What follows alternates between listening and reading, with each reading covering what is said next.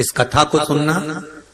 कहते हैं श्राद्ध पक्ष में ये कथा अगर सुन ली जाती है तो ब्राह्मण घर से अगर भूखा गया हो या दूसरी जगह से भोजन कर कर दूसरे घर में भोजन करने आए हो और हमारे पितर तृप्त नहीं होते हो तो रहू और रहनी की कथा हमारे पितरों को जब सुनाई जाती है तो हमारे पितर संतुष्ट होकर आशीर्वाद प्रदान करते हैं। ये वो रहनी और रहू की कथा। बहन का नाम है रहनी और भाई का नाम है रहू। बड़ी सुंदर भाई बहन की शादी हो गई, किसी कारणवश रहनी का पति चले गए, समाप्त हो गए, पर रहनी शिव भक्ति से दूर नहीं है। रहनी शंकर जी की आराधना में डूबी रही थी, रहनी शिव भक्ति में लगी रही। संपूर्ण आस्था चैनल के श्रोता, फेसबुक यूट्यूब के श्रोता और इस अशोक नगर के सभी श्रोता दिल से सुनिएगा। इस कथा को श्राद्ध पक्ष में अवश्य सुनना चाहिए। रहनी जिसका पति नहीं, घर में 2 बच्चे हैं, छोटे हैं बहुत, और ये रहनी और रहू ये दोनों बहन भाई हैं। रहनी के माता पिता भी नहीं है, सास ससुर भी नहीं है, पति भी नहीं है, केवल घर में 2 बच्चे हैं। लकड़ी संविदा तोड़ कर लाती है और उसको बेचकर देकर थोड़ा सा चना इकट्ठा कर कर अपने बच्चों का पेट भर देती। भाई रहू जिसकी धर्म पत्नी थोड़ी प्रीत था,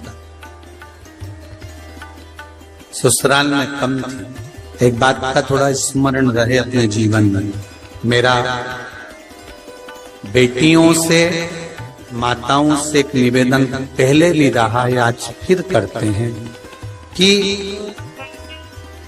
जब आपका मंगल विवाह हो जाए, शादी हो जाए, विवाह के बाद में प्रयास करना कि इस शरीर को, इस मन को, चित्त को मायके से ज्यादा ससुराल में लगाने का प्रयास करना, तो कोई घर नहीं टूटे। रहनी अपने मायके से ज्यादा प्रीतता नहीं रखती, भाई रहू का बड़ा प्रेम था भाभी घर में।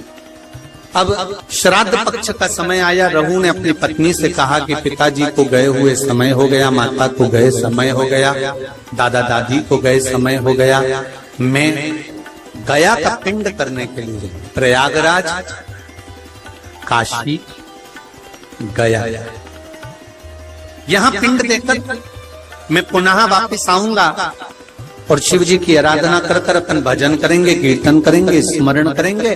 तुम एक काम करना, अपनी धर्म पत्नी से रहू कहता है कि किसी ब्राह्मण को बुलाकर मैं जहां जहां पिंड दान करने के लिए जाऊं, आप दादा दादी के श्राद्ध में, माता पिता के श्राद्ध में किसी ब्राह्मण को बुलाकर भोजन करा, किसी ब्राह्मण को बुलाइएगा, भोजन कराइएगा।